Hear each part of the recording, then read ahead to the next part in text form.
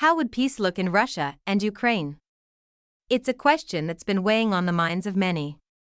While no one can truly predict what peace would entail, it's clear that the responsibility to maintain it would fall heavily on Europe. The ongoing conflict between Ukraine and Russia, marked by war and political strife, raises numerous questions about the future. Ukraine's President, Volodymyr Zelensky, has put forth a surprising proposal, one that has shocked many. Zelensky has stated that he is willing to resign as president if Ukraine is granted NATO membership. Could this be the key to ending the ongoing Russian occupation? Would joining NATO really ensure Ukraine's liberation? Or does it rely more on military and financial resources from the West, particularly the United States? Zelensky's bold proposal brings these questions to the forefront as the Ukrainian leader looks for a way to secure peace for his country. Just days after facing criticism from U.S. President Donald Trump, who accused him of being a dictator and warned that Ukraine must move quickly or risk losing its sovereignty, Zelensky made this dramatic offer. In his statement, Zelensky emphasized that his primary focus is ensuring Ukraine's security. He admitted that he does not want to remain in power for long, acknowledging that joining NATO is the best option for securing the country's future. This proposal comes at a pivotal moment, the third anniversary of the war. But what does this mean for Ukraine's future? Zelensky's decision to offer his resignation if Ukraine joins NATO could potentially change the political landscape, not just within Ukraine, but internationally as well. For Russia, this announcement is a direct challenge, as one of President Vladimir Putin's critical red lines has always been preventing Ukraine from joining NATO. Putin has repeatedly expressed that NATO's expansion into Eastern Europe, particularly Ukraine, poses a serious threat to Russia's national security. He argues that the possibility of NATO forces near Russia's borders would escalate the conflict, extending the war indefinitely. But is it realistic for Ukraine to join NATO at this point in time? Some assessments from the United States suggest that NATO membership might not be a feasible outcome of a negotiated end to the war. During a meeting earlier this year, U.S. Defense Secretary Lloyd Austin stated that Ukraine's membership in NATO is not a realistic goal given the current circumstances. In response, Zelensky reaffirmed his confidence in continued U.S. support but emphasized that he would not accept any agreement that would be detrimental to Ukraine's interests. Zelensky's remarks on the issue suggest that Ukraine is not only looking for military and political backing but also economic security. He expressed frustration with the initial terms of a security agreement proposed by the United States, particularly regarding Ukraine's valuable natural resources, including gas and oil. While the United States has extended substantial military support to Ukraine, Zelensky made it clear that his country would not accept financial aid in the form of loans. Instead, he proposed that Ukraine could pay back the support with its natural resources, a proposal that hinges on NATO membership. The more Zelensky speaks about this issue, the clearer it becomes that NATO membership is central to his vision for Ukraine's future. But what will actually change if Ukraine joins NATO?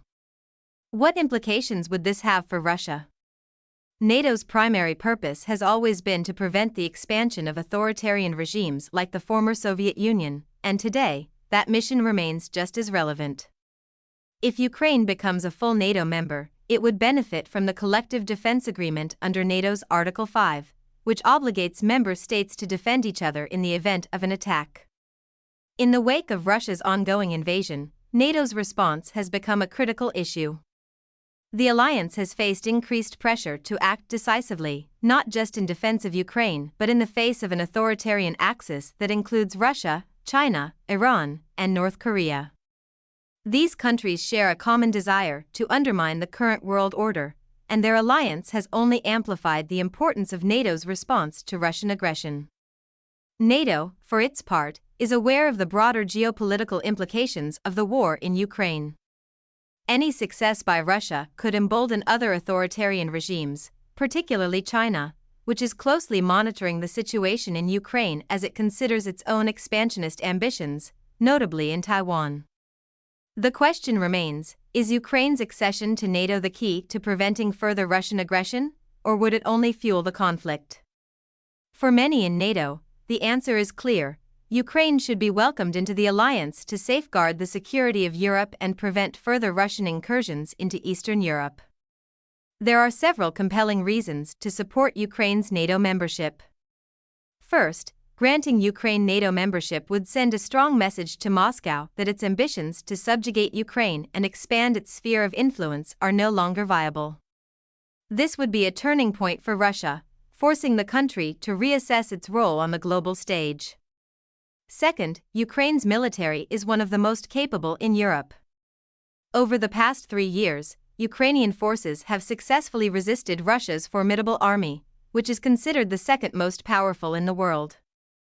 Ukraine's experience in modern warfare and its knowledge of advanced battlefield technologies would make it a valuable asset to NATO, strengthening the alliance's collective defense. Third, inviting Ukraine to join NATO would send a powerful deterrent to Russia and other potential aggressors. It would signal to the Kremlin that further aggression would be met with a united and forceful response from NATO members. Additionally, Ukraine's security would be guaranteed by NATO's collective defense obligations, which would bring stability and peace to the Euro-Atlantic region. Finally, Ukraine would be a particularly committed member of NATO, given its history of resistance and its ongoing efforts to safeguard its sovereignty. Membership would further solidify Ukraine's commitment to democratic values and strengthen the alliance's resolve against external threats.